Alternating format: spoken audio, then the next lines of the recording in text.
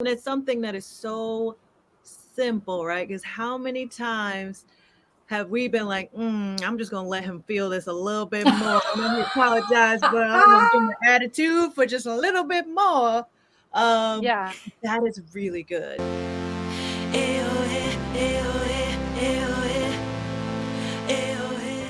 Hi, welcome back, everyone, to another episode of Best Friends with Benefits. My name is Kristen.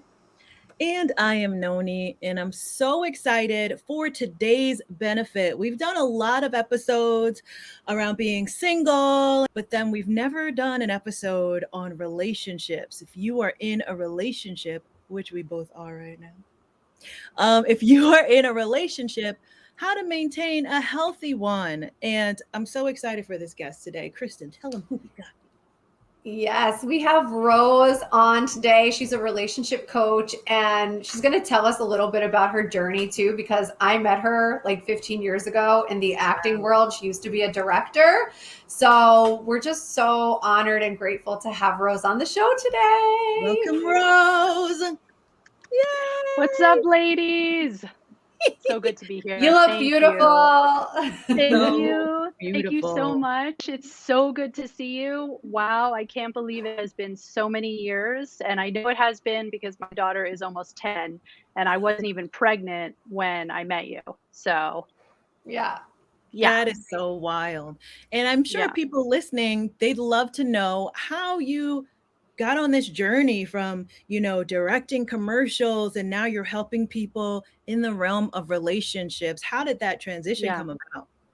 Awesome. Thank you.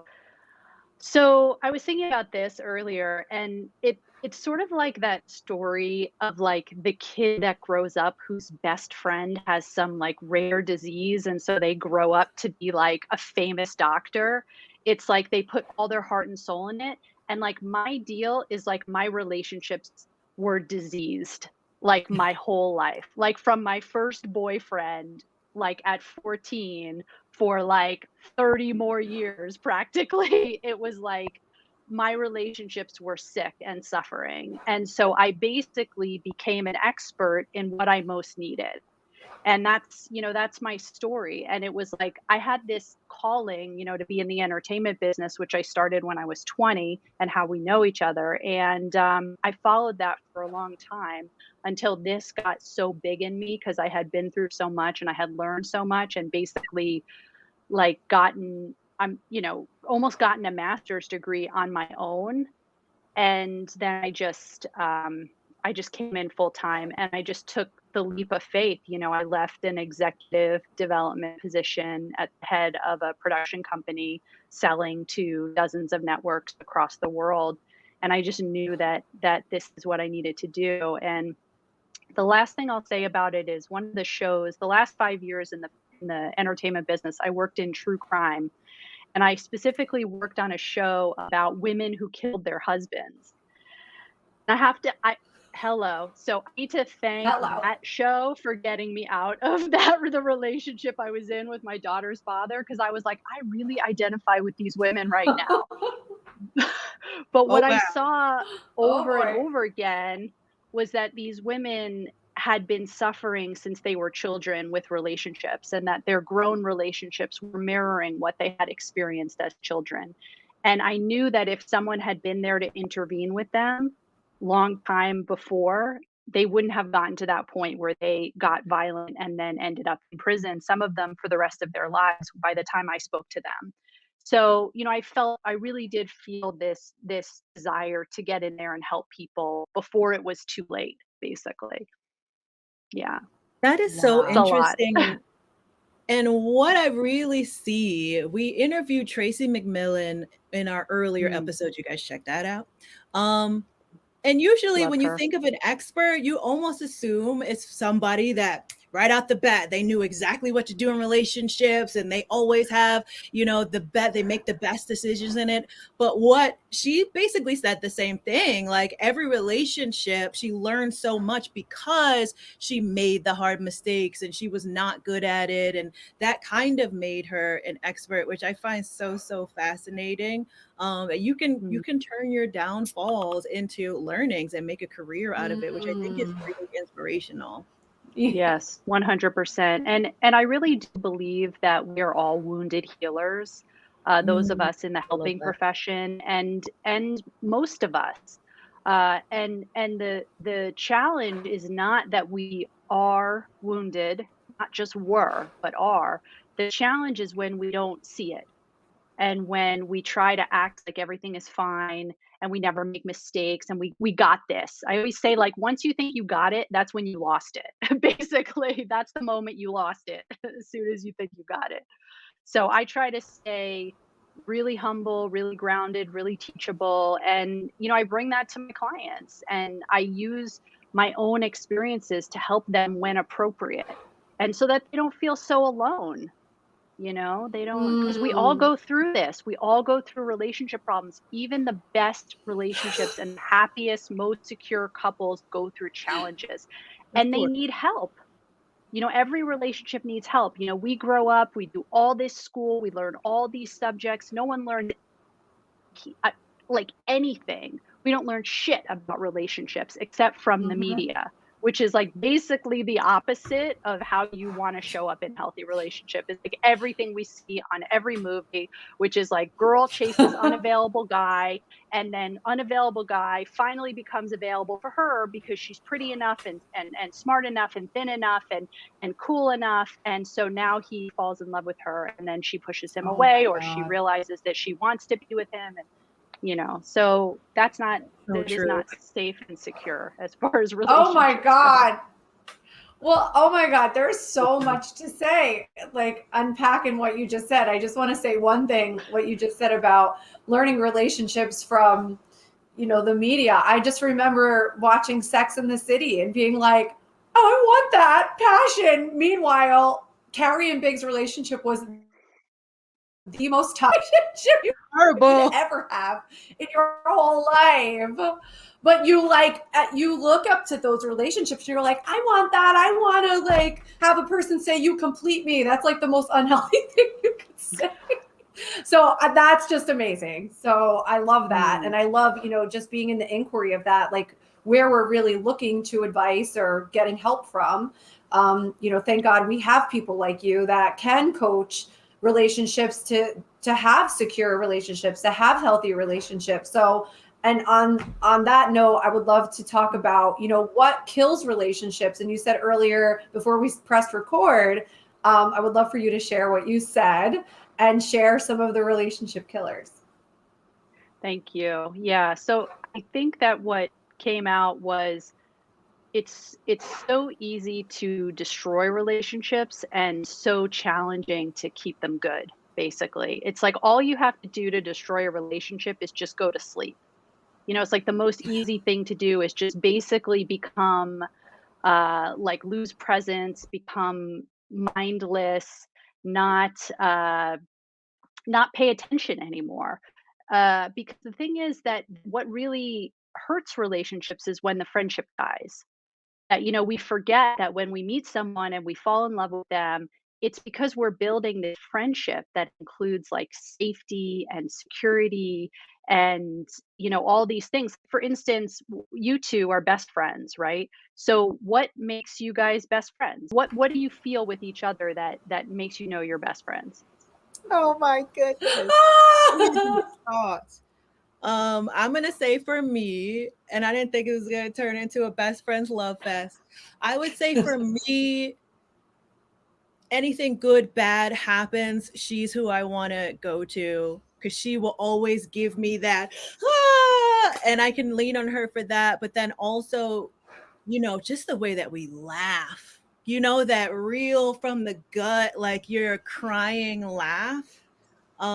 It's something we joke around that we're gonna be, silver haired and tracksuit, still laughing like that when we're old. And it's like we fantasize about growing old together, like a couple. Yeah. The laughter, the playfulness, that's secure relating. And also that she's the first person you want to go to. And in a couple that's working, they're the first person you want to go to. Mm. And when they're not anymore, when in fact they're like kind of way down on the list, that is a real big sign of a relationship killer. Ooh, this is so good. I just I'm Yeah. obsessed with it. Can we talk for like 5 hours? Because Wait, I want to hear why Kristen. I want to hear mine. Okay. Yeah. So for Okay. me, it's really, it's like, I remember I was in therapy at one time and the therapist was like, what is your best relationship? Like, what is your healthiest relationship? I was like, my best friend, Stephanie.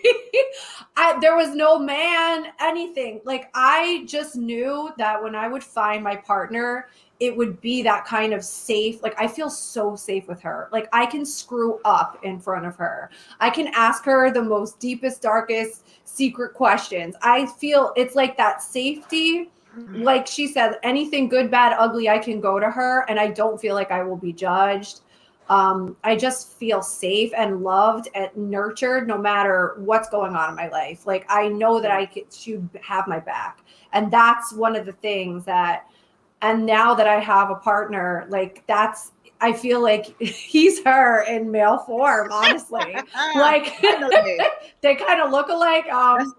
It's just like, no, but it's just that. It's like, she's my healthiest relationship that I've had. Even like, and family relationship. She's like my family. Yes. So it's like Yes. that. She feels like home to you.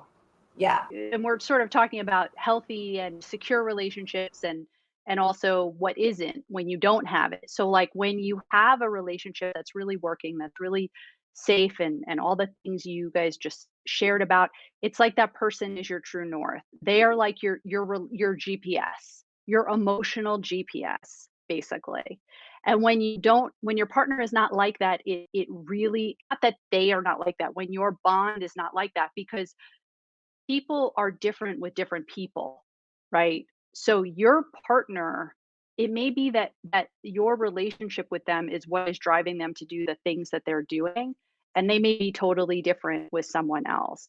So it's the way you two are connecting that is creating the issue, and that it's always two people. If it's leaking on one side, it's leaking on the other, basically. It's never the case of just one person. And even sometimes with my individual clients, when I think it is, eventually I'm able to see that it isn't.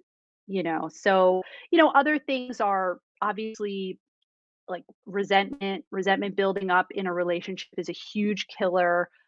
When there's a lot of fear, when there's anger, when you feel like you can't go to your partner to say things because you're going to be judged, whenever there's any kind of like secretive behavior or betrayal, that's a huge relationship killer if it's not handled properly.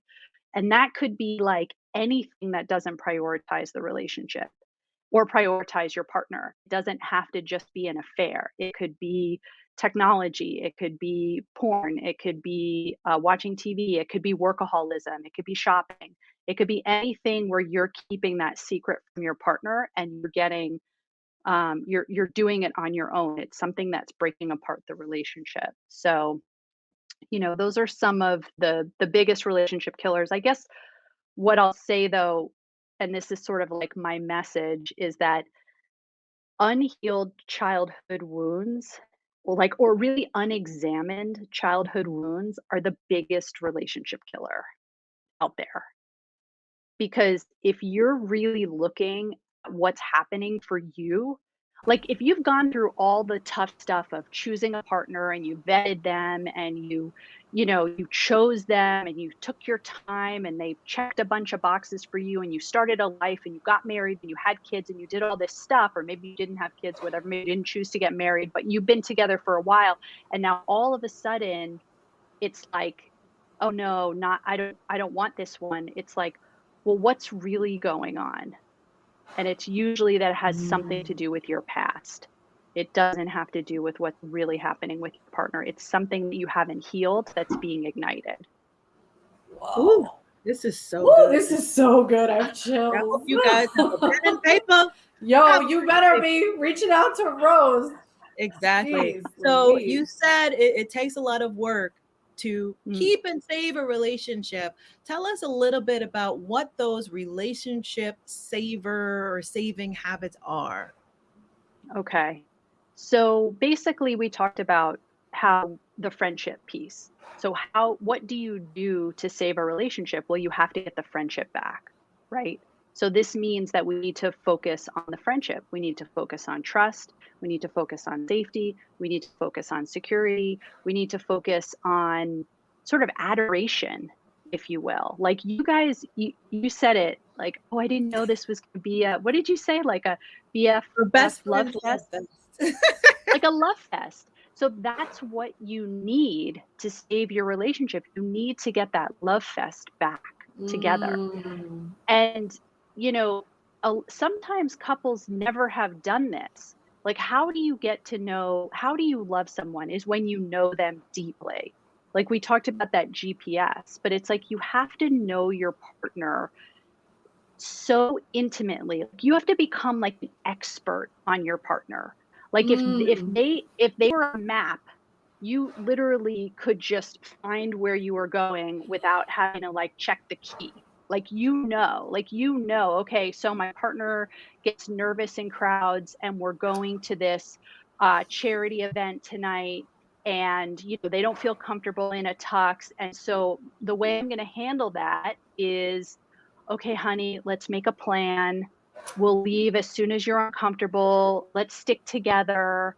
I want to introduce you to my friends. I mean, this is how you save your relationship versus what a lot of us do is we're annoyed that our partner doesn't like the same kind of, bougie events we do. And so we say things like, God, why do you always have to be this way? And that kind of criticism is like the death knell for a relationship. Like really, and then the usually the guy, but let's just say it could be either, is like, fine, whatever, I don't want to talk about it. And that's the stonewalling, the like, I'm not engaged anymore. So there's sort of this dissolution of the bond. So really becoming an expert on your partner is so key to save the relationship, and then like loving them how they feel loved. And this is Gary Chapman, the love languages, the 5 love languages, if you guys have Mhm. read that book and your viewers know about it. And the thing that he talks about 5 love languages, there's lots of love languages, but he really talks about how we need to learn to love our partners the way they feel loved, not the way we feel loved. So it's like I Mm. have clients and they say, but I do all this stuff for I'm just thinking of this case, I do all this stuff for my husband. I like, I take care of them and I make them lunch and it's like, yeah, but he doesn't feel loved that way. He feels loved when you notice and appreciate something he's done. When you take that time to say, wow, honey, thank you so much for folding my shirts. I Wow. know you took time out of your day to do that. That's how he feels loved, not because you paid all the bills and dropped the children off and picked them up. And he doesn't feel it that way. Oh So, my gosh. This is yeah. so good. This is so, so good. And I remember in an earlier episode, we were explaining, healthy relationships. And I was saying it's really about, number one, it's compromise, but it's, Mm, do you love this person enough to let XYZ go? Like, I love going out to see live music. I love bands. Even if it's a bad band, I have such a good time. My husband is a musician's musician, and he, like, that's torture to him. I'm not going to give him a hard time because he doesn't want to go out to see a certain band. I'll just go with Kristen or my other friend if that's something that I want to do. But it's really choosing, like, what is that compromise so that you're both yes. happy in it and not blaming or judging the other person, or why do you have to be this way? It's really getting into their world and into their space. And I love what you said about loving them the way that they feel love. I Mm. think that's really, really good. And, Yeah. to your point, um, you know, what you're showing is how the fact that you have a healthy life outside the relationship as well, how much it feeds the relationship. And Oh, the Mm. other issue that people do is they get into a relationship and then they lose themselves. And Oh, then when their partner doesn't want to do every last little thing they want to do, they flip out because they feel abandoned. Oh my God. this is so, and Kristen, you know this because that's why your man loves you, because you give him space. And I think a lot of the times we look for our partner to be everything for us. Your partner does not Yes. Mm, have to be everything for you. There's stuff that I Mm, get from my mom or from Kristen that fills whatever the space is that he just doesn't want to do. And I think that's just such a healthier way to be. It gives everybody space so that they can just be themselves in their own individuality, and yeah. not, there's no blame or resentment there because you have other places to go for this. Yeah. mm, I love that. And the one thing I heard that I just want to point out, which I think is so huge, is like when you say you love the person the way they want to feel loved. I mean, just this is one example. Like, I actually hate taking out the garbage. Like, hate it doing it. I hate it all the time. And, Danny has done it like every time. And I didn't even say I hate taking out the garbage, but every time he does it, I just so fawn all over him. I'm like, thank you for taking out the garbage. Oh my God, that makes me feel so amazing when you take out the garbage.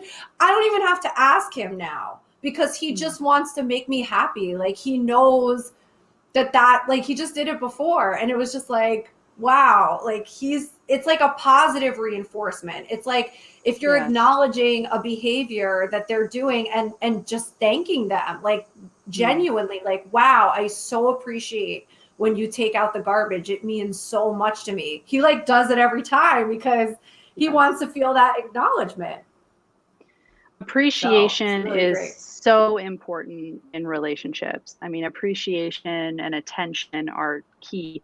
And, it's so interesting because we get so caught up on like interests and shared interests and doing things together and photos.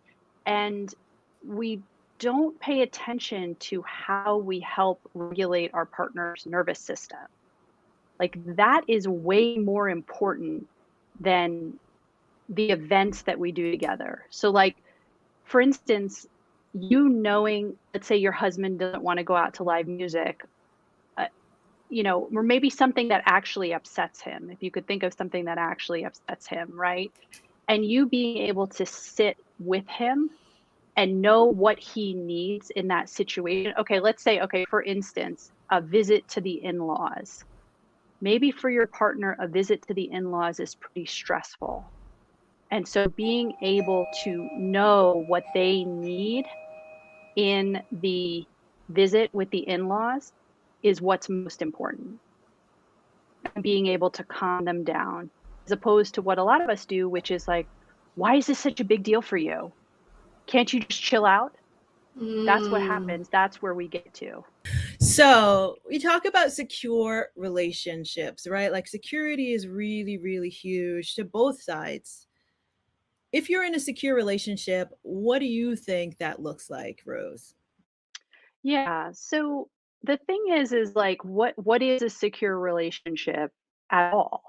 And usually we don't know what that is because most of us didn't grow up with a secure relationship. Like, in order to build and to be present in a secure relationship as an adult, you have to either grow up in one, and they say the statistic is 50% do, but I do not believe that. Having worked with people for many years and myself, most people do not grow up in secure relationships, at least in some way. Even if there isn't a big T trauma, there's a little T trauma, because secure childhoods mean that you have attuned caregivers, that they're present for you, that we talked about regulating, that your parents become like master regulators, and they regulate your nervous system as a child, which means they always are on top of how you're feeling and giving you what you need in that moment. And of course, when you get older, sometimes that's boundaries. I'm not saying we just give kids whatever they want, but little babies and young children cannot regulate themselves. They cannot self-soothe. Like, we are like in the kangaroo pouch for like the first 2 years as humans. We are not developed. Like, horses are born and basically run that day. We are like the opposite. So if we don't have that as children, we end up creating like coping mechanisms to deal with our emotions. And some of that are attachment behaviors. And that can mean that we step back from relationships and we are more avoidant. We're not so connected to our emotions, or we feel the need for relationships all the time that we can't let go. We're more anxious, right? And or sometimes we're a little bit of both, and we bring a lot of fear, which is a third category and not as big. So what do we do, right? So we have to learn to grow towards secure relating. And some of it is this, it's like psychoeducation, right? Like, well, what is a secure relationship? Because I've never seen one. I've never been in one until I, got into this work. So if I was going to describe it, and, I just want to say too, it's not like we never experience secure moments. Even in the most challenging relationships, there are secure times. So this would be like when you flow easily in and out of the relationship.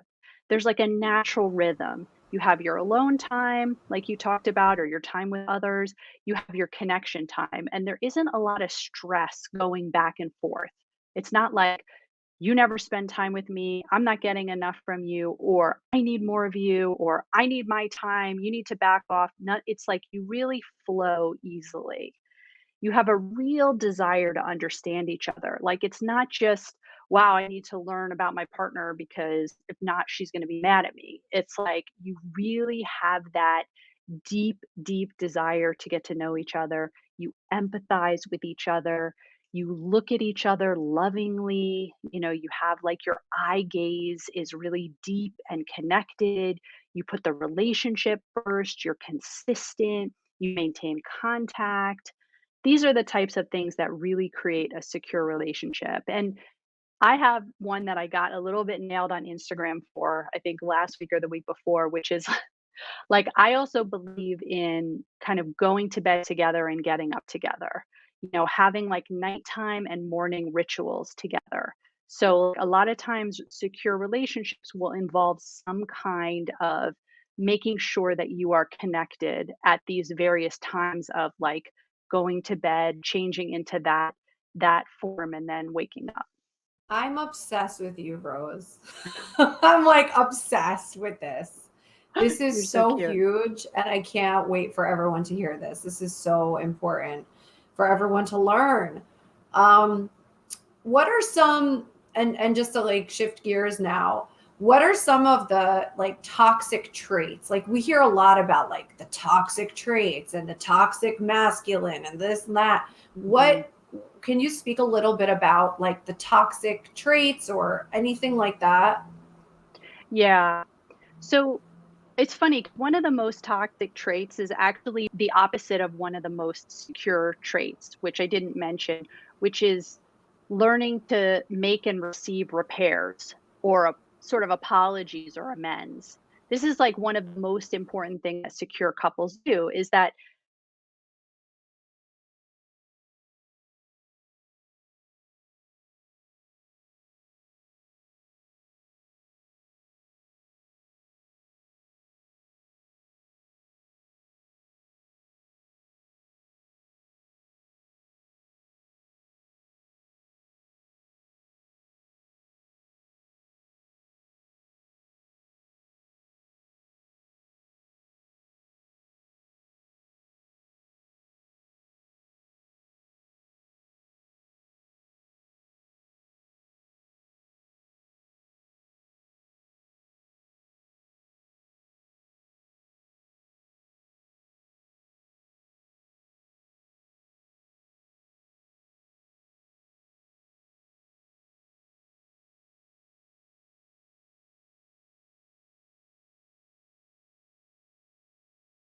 Like we're over here both on mute, like, whoa, why?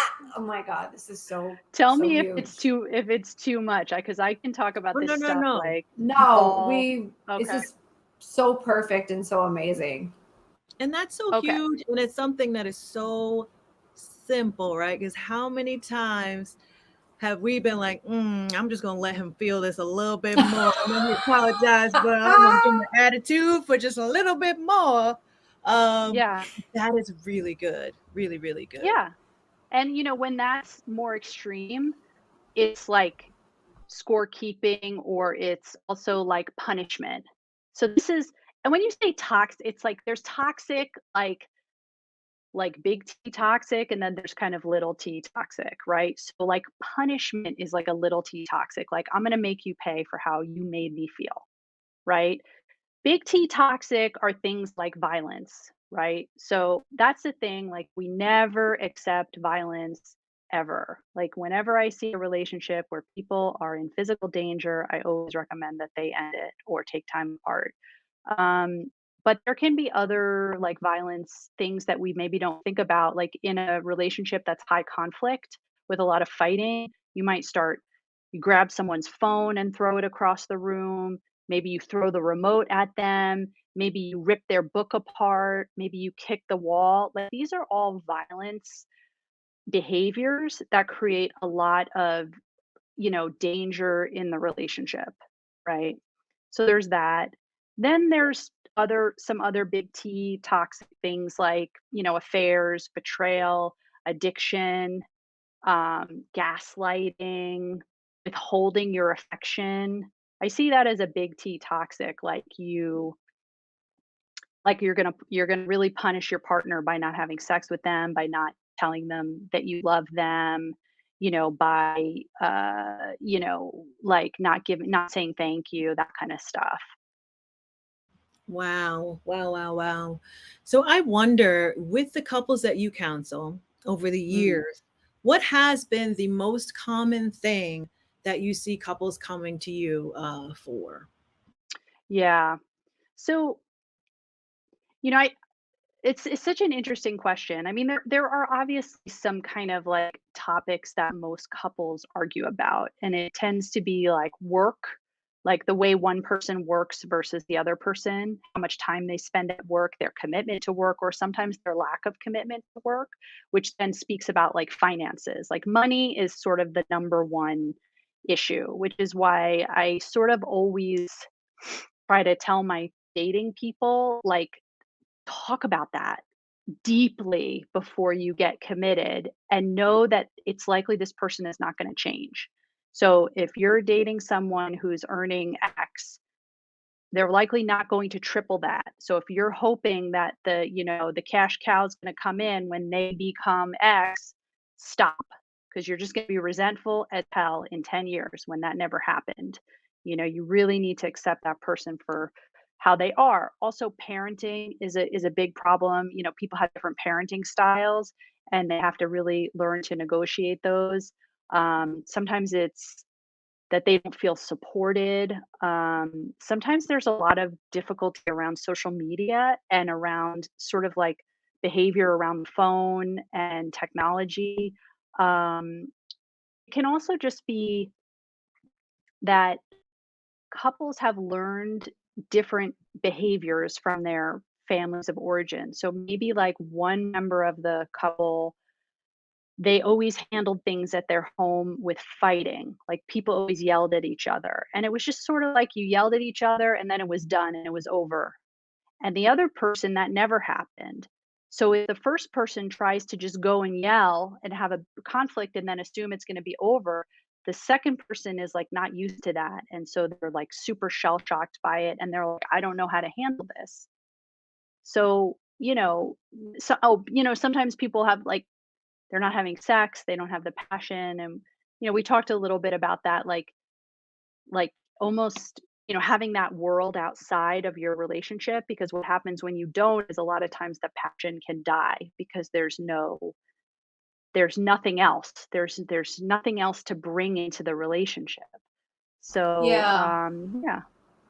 Yeah, I love what you said about that because I've thought about that all the time. And there's an analogy of like two full cups and an empty cup. And like both of you have to like pour into the whole, like your whole relationship is a whole other entity. Like we think, oh, we come together and like we're together now. But it's like one whole human being, and then this whole other thing called a relationship. And you're both adding things in to that space. And if you're not out in the world and having experiences, what are you bringing? What are you bringing to the relationship? And that's when, like you said, the resentment comes up, where you feel like they're going to fulfill every need, or you become codependent on them because you have nothing else going on for you. It's just so that's why I always say, like, I've been single for so long, and now finally I'm in a relationship, and I still cultivate being single. Like, I still not act single, like I'm not out there partying or anything, but I still go to my soul cycle classes. I do my Pilates. I spend time with my friends. I go to my gigs. I have my own life. I'm cultivating my own garden, and then we have a garden together. But it's not like I'm not. Yeah. It's a freedom thing too. Yeah. Well, we used to live in community. We used to live in villages. You know, for most of our history, we lived in villages, and there were many adults for every child, and there were many people to interact with. And now we're living in this world where it's like you're supposed to get everything you need from one person, and it just doesn't work. And that's why so many people, we, can't make it work long term, because there's so much pressure. Yeah. And also there needs to be a real commitment to the self work. There has to be a commitment to working on yourself and working on the relationship. And, Yes. you can skate along for a while if you come from a secure home and things are pretty good, but you will eventually run into some roadblock. There could be a death, there could be an unexpected financial issue, you could have a problem with one of your children, you could have a problem with an aging parent, and you are going to need support. And if you are not willing to really do that deep work, it's going to get real, real, basically. It can be a real challenge, much less those of us that did not come from a good history and need all the help we can get. It's so true. Very, And we really need to commit to it, and have a partner ideally who will commit to their own work as well. oh, That's I love that. actually, one of the things I see a lot of is, I want to work on this, but my partner doesn't. I want to work on myself, but my partner doesn't. And I say you can change the relationship by working on one person, and you'll only go so far. So great. So Yes, great. Yeah, and then speaking of being committed to work on the relationship, let's say a couple does come to you and they want to be on the road to repair and get back to, you Love fest. the love fest. What would you say that road map looks like, or maybe like what is the first step in order for them to pivot in the right direction again? Yeah, so I think it sort of has to be like top down and bottom up. And the top down part is the education about what are they doing, where do they need to go, why are they doing the behaviors they're doing, and how do they want to shift.